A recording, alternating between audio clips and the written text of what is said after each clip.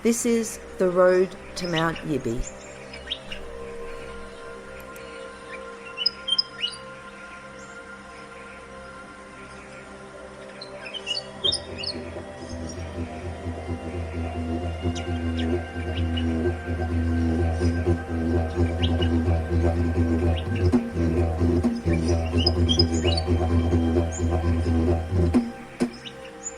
The trees. Before them I stand. The day, like war, is hell. I remind them about what happened in Long Tan. Weather can be an enemy like any other.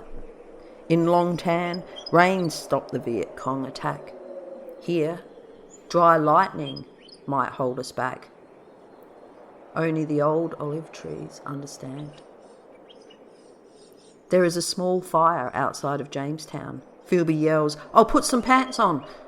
And suddenly we're following our bushfire plan, which is basically flight or fight alongside the trees. But that day passes, and another. I let my soldiers recover, take a day's leave, head on into the city.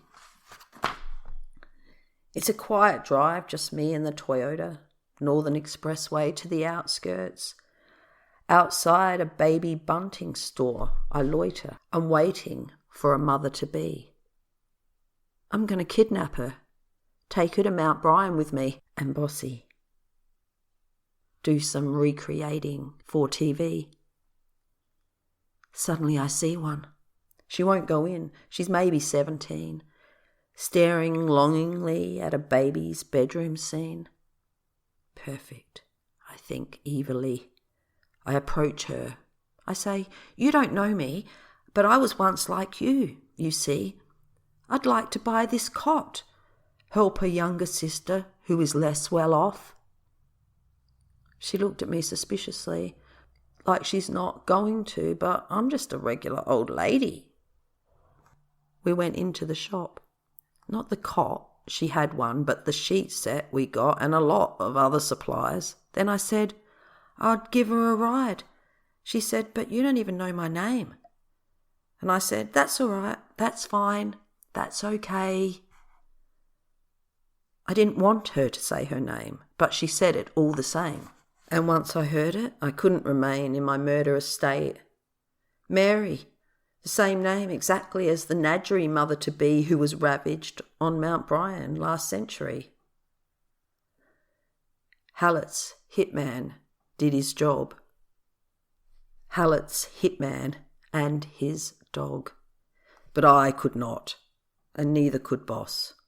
Not even in my imagination. But in real life, it really happened. But we're not like them. We're not like those men, Philby tells me again. We are not barbarians. And I want to believe him. So are you done with your poem? Can that be the end? But my generals have been conspiring in my absence, I tell him. The trees, you mean? I understand why you prefer them. General number 5, I suspect. That one, the one you were kicking, what about that one? He's pointing at them, out in the street. General number 2, he hasn't done anything yet, according to you. According to me? Is that jealousy, Philby, or envy? Don't worry, dearie, he tells me patronisingly. I'm already married. General number 2 is a beauty. It's true. Whatever species, even birds, appear suddenly. There's a wooden seat underneath by the golf club gate for golfers and others to wait in General number 2's dappled shade. I sit the same, listening to General number 2's update. It was his contacts, he claimed, that dropped the limb that broke the step, that did the deputy mayor of Borough in. He fell and broke his neck. His wife had an angina attack. He says he hopes I'm counting that. I tell him I can do the math. It's only General Number 5 now, whose mission remains undone. I say, how do you propose your lonely olive tree near the Tarawi on the run will achieve what these others have done? He says, you'll see, mysteriously. In fact, you'll be the first one. Sleep easy, Philby says to me. It's not your problem. Besides, the whole of SA is in lockdown. 6 days, so stay. We've plenty of TP. There's no travelling rurally. You've got what you wanted, almost exactly. Now call your generals off, he pleads. It's time to let this be. I agree. I can see Philby's relief. But deceit, by its nature, can't be seen. And it can't be planned for, naturally. 5 generals stand before me, unworried by COVID-19. More troubling for humanity, says General Number 3. South Australians can't walk in the street. You can't walk bossy. He's okay, we're making sacrifices. Suffice to say, we will pick up this another day. General Number 5 says too late, I'm afraid. The orders went out yesterday. We started early because of all the COVID delays.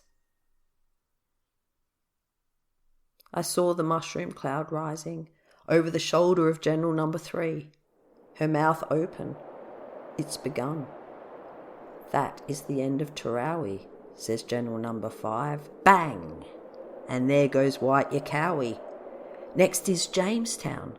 We're waiting when Philby comes running. They're bombing us, he says. Who? I ask him. The Chinese. Nah, I say, it's me.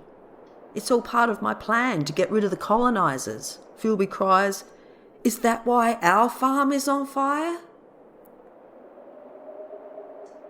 The olive trees. The flames go higher than a Kuwaiti oil fire. The CFS trucks drive straight by on the Barrier Highway on their way to Tarawi.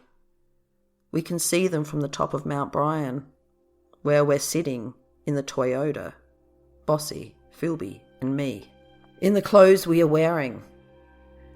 All the rest is a distant pre-plague dream.